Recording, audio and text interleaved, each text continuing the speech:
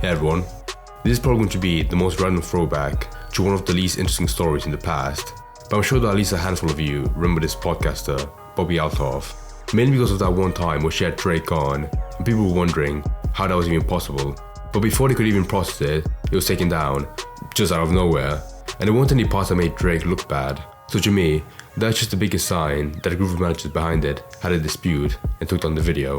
Because it didn't really seem like Bobbi Althoff had an interest to interview Drake or any other guest she brought on into her incredibly dry podcast. And this is very clear in every episode where she looks bored out of her mind, which might just be her resting face, but you can tell she's hamming it up when she talks.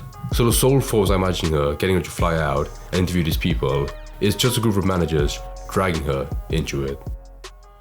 So it's been almost half a year since we last talked about Bobbi Althoff. At the time, she was this podcaster who seemingly came out of nowhere doing one of her first interviews with Drake, which led that was her. into Oh my god, I had no idea. And even Offset of the Migos. Don't get me wrong, she was viral for her online activity beforehand, but just for like mommy blogger content, and with her being pretty much brand new to the interview podcasting space, and landing Drake as her second guest ever, and everyone knowing that he almost never does interviews, the immediate criticism to Bobbi following her overnight success was that she must be an industry plant. As I say now, that whole era of when people found that out about Drake and this woman having an interview, that was so lame because everyone was like, who is this woman? Like, it's asking non-stop. It was painful. The industry, or at least the people behind the curtain with the real power in the entertainment business, predetermined that she would be successful, and so in turn she would get opportunities that other people might have to work 2 decades for. At the time, others also noted Don't cut to that angle, no. That's actually awful. Talking to people, she was essentially I buying... wish Joe Rogan did that to make the interviews more interesting. He just had his dirty feet out there bare. It's like smoking a blunt between them. I like that. Of fame began, it seemed like there would be trouble in paradise for Bobbi after people noticed that her and Drake would unfollow each other on Instagram, and then a couple days after that she would delete their interview. Who cares? Together, after it had gone viral and garnered millions of views in the matter of only a couple of weeks. Some people said that the feud... I want to watch that interview because I want to know if it's actually interesting, or just because people saw Drake and were like saw your face like, oh, it's Drake, he's on interview.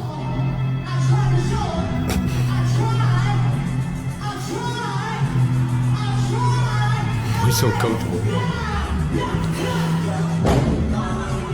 And to me, this is probably the funniest shit she's ever done. Just acting like she doesn't want to be there while Drake's saying, I tried! And obviously people know that she's trying to convey this dry, deadpan, completely unamused type of character. But with her not being very established in the industry, I think that for the masses, a lot of people found this to be more annoying than anything else. Yeah, I was about to say, like, she has like a huge baby face, so when you see that, it doesn't seem like she's acting like a straight man. It looks more like just some whiny teenager that complains about everything, so I'm not sure if I want to support her and listen to every podcast that has weird gimmicks like in a bed or having someone's feet out, dirty feet out on camera. As Offset would come into this interview and completely turn the tables on her and out awkward the awkward person. I was going to say, I hate, not millionaires, she might be rich. I hate podcasters that have an interview and they never get like a microphone arm to keep the mics on. They just hold it up to their face. Like, it seems like some teenager would do that because, you know, they want to make it seem quirky and because they have no money. But you definitely have enough money to buy like some cheap like $20 stand on Amazon. Alright, just do it. Please do. Uncomfortable. You do. That's the question. I interview people Why? because I want to get to know them. Why do you want to get to know me? I didn't. So she's trying to big league. Also, when you hold the mic just with your hand, the audio levels go all crazy because you don't have consistent spot to keep it at. Don't cap. Let's not cap about that. Let's not flex for the gram. CAP. I honestly don't know how this came about. I'm not going to lie to you. Me either. Okay. Well, my team could have reached out to yours. I'm not going to. I don't want to make you look bad. They had to show me who Bobby was. I thought they were talking about Bobby Boucher. No. He's like, they don't even know you. He's exposing the plant in the nicest way possible. No, he's not. He's making fun of her on her own show. Yes, you have. I have not. I googled Damn. you on the way here, and I read something about you. I had to go on TikTok. I couldn't even Can Google I- you. I had to go TikTok search. I couldn't Google you. Ooh. Google's not there yet. You're not there yet. But you'll be there. But you're on TikTok. Ooh, I don't know why. That's but so it seems lame. Like when you only have TikTok fame, people see it as kind of like a. If I was a cameraman on that interview, I'd just be like, I'm getting paid to put this on video and upload to the internet. What does my life become to? TikTokers think that people don't necessarily take them seriously. And I do think that's just kind of the nature of things when new like entertainment format kind of takes off. That's the way it used to be with YouTubers and streamers. But now that those things have gone more mainstream, obviously, you know, the people in the industry get a lot more respect. And Offset would just continue to grill her up during these interviews. It was like she was one of those big pigs at a Hawaiian cookout, just slow roasting over the flame while he turned her over and over and over again. You know, he just kept thinking faster than her the entire time. That's really what it was. Like, why would you go? Please don't tell me this is an hour long. Nobody watched this if it's this painful already. I don't. In the first know 5 the minutes. Fashion, you do. If that was the case, and you would have just came in here with a big ass hoodie on and some sweatpants, you really tried to. You put that together. You gotta just love how he's flipping the tables on her. It's like she's completely stumped. She doesn't know what to say. And in return, he has something slick to say to pretty much every single one of her comments. Okay, what would you do differently? On your fit? Mm-hmm.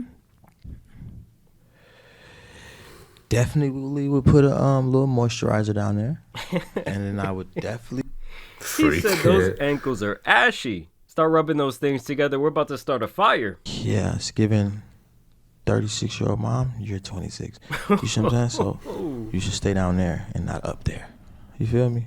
Mm-hmm. So he would just continue. This to talk sucks. her, It was actually and the painful. moment that I would say when Like, it goes viral- this is the kind of cringe you would expect in high school between two kids that force you like sit next to each other at the back of the class. But no, it's two people that were brought together by like a team of managers that have no idea who they are, but they know that they're gonna give numbers on Twitter if they make an interview together on a podcast. he would actually call her an unseasoned piece of chicken. In a minute, she's gonna be charging $25 million an interview. Tell her. Yeah, I will be. Tell her. Tell them. You gotta shake my hand. Oh. You need a little bit of seasoning. You ain't got no seasoning, man. You like a plain piece of chicken just on the thing. You pull it off, and then you serve the dish. You need some motherfucking seasoning, man. You know what I'm saying? Just a little Have sprinkle a great day, of seasoning. Offset. Just a little seasoning. All right, you can leave now.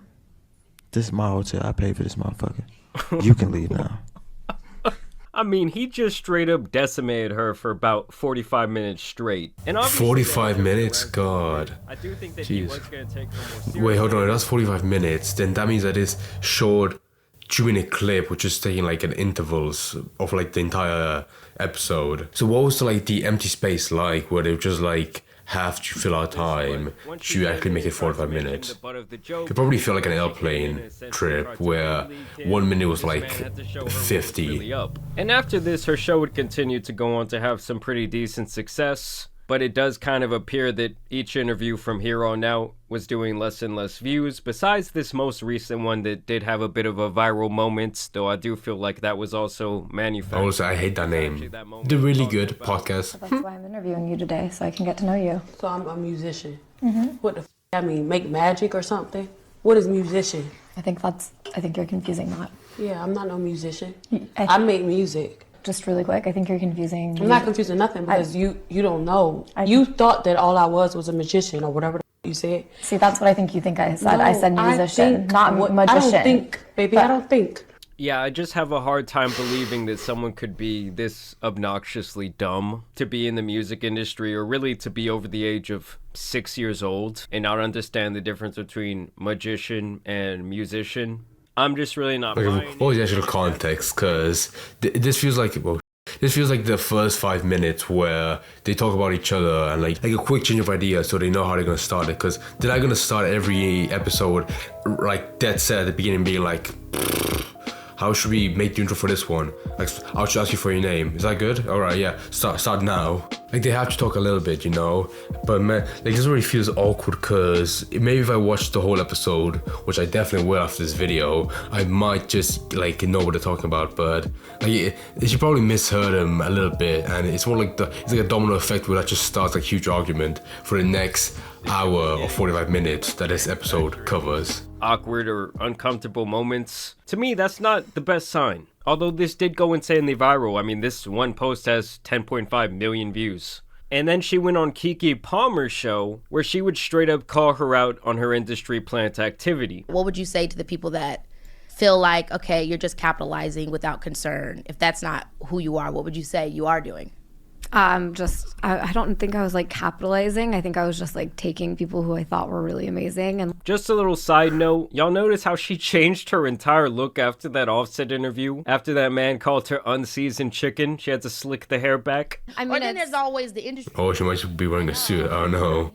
I don't know, man. I'm not a fashion designer. industry plant to you. I mean, I don't truly like know. what is I that? feel like it means like, I don't know. I mean, like the industry is like, You know what it is. There's a reason that you have one of the top talent managers in the entire world. What do I think industry? Okay, you know, I will say, even if she's like an industry plant, it feels so painful to just have her like in every interview getting skinned alive by like the interviewer being like, "Are you an industry plant?" Like, even if she was, she's still gonna outright say it. So like, it would make more sense if you talk to like her managers behind the camera to get a better idea of like how she got so big in the beginning, as opposed to just like asking her, because she probably has no idea how she even like meets most of the people she has on her podcast, on her really good podcast. It's tied to someone else in the industry and uses those connections okay. to capitalize, and they like have zero talent. Ooh! Makes more sense than you what I think- thought it was. So She's like, that's good. That's all you think it is. What really happened is the devil came into my room one night. He made me sign a blood pact. Yeah. I don't have any ties though. So I would love to have had ties. I feel like my life would have been a lot easier if I had ties.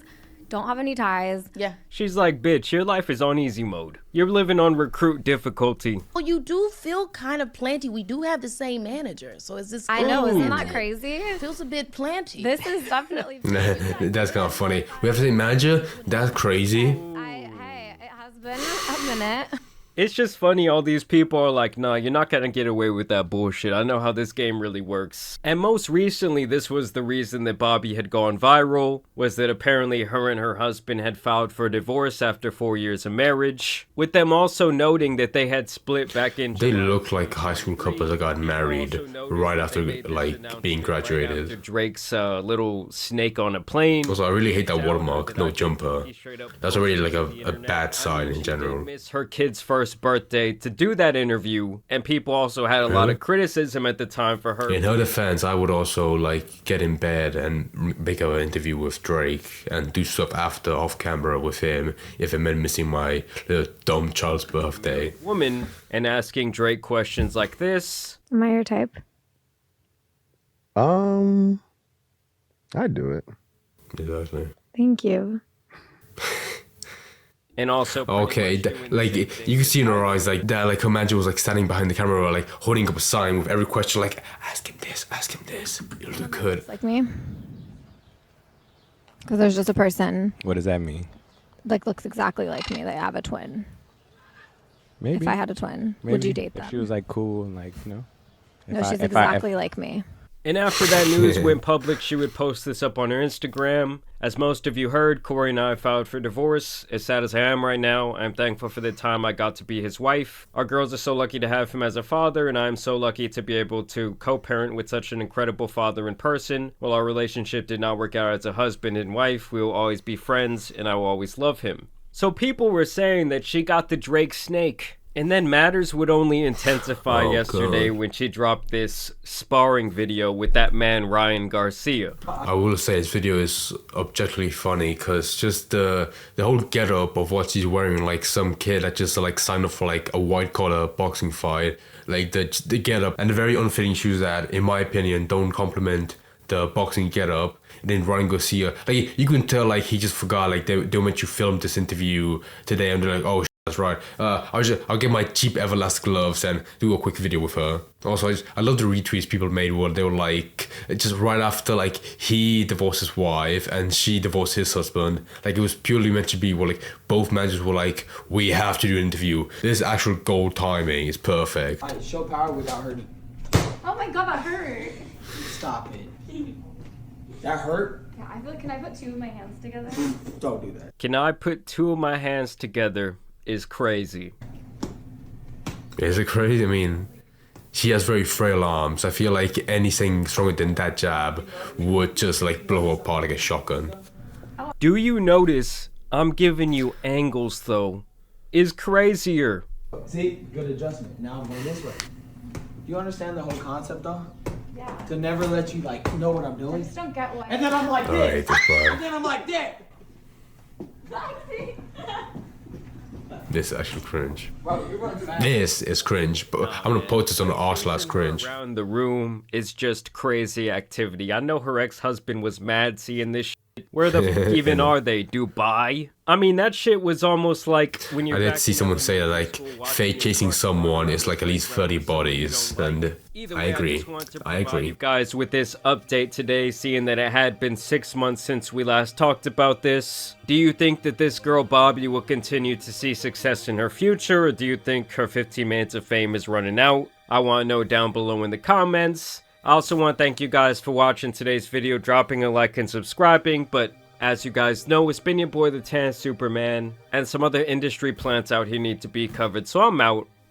Peace! Okay, I would just say now, like that whole video with Ryan Garcia is just funny because I don't know, it felt like two high schoolers that met that were, you know, forced to me, and he's like trying really cool to impress her, being like, come on, that jab didn't hurt. Even though he was probably trying really hard to make it as fast as possible to make it, you know, even, you know, more sick. Also, I want you to know now, what fan base does she have? Because she has so many different people on her podcast that it's hard for me to imagine being a fan and just like getting excited for every podcast when most people that like most new people are so different from each other that I can't really be excited to see like what the next one is. Like if I was a fan of music, why would I care if she had Ryan Garcia in the next episode? Like there should be an order of what people she brings on to like not have a range of like high schoolers to just like 80-year-old politicians that talk about nothing and she has no idea what you say. Also, it seems that her entire stick is to just like be awkward as possible on camera, with that whole be acting dry, like having no emotion, like yeah, I don't really care. Like that feels like a manager told her like, okay, you have no personality. Try to dig into that more. Where, you know, if that's your entire character for a podcast, people aren't going to find it interesting because there's no point, like no matter what kind of people you bring on, as long as you're not interesting like as an interviewer, there's no point in like bringing them on to ask questions because you're just going to be like really boring, like having no response to whatever they say. So on that aspect, I can't see why people say like she's a plant where she very clearly has no talent for like speaking on a podcast, where she's not prepared to like follow every conversation to like a good direction to make it more interesting to watch. But instead, every second she's on camera, you can tell it's like she's forced to be there and she's like staring at the clock being like, oh please God, can we just make this episode like 45 minutes? I don't want to do an entire hour with this person. Which if you enjoy that format of podcast, then I guess good for you. You probably also enjoy like no flavor or taste in life, which at that point, like that's so painful. I have to respect that. So you have that, I guess.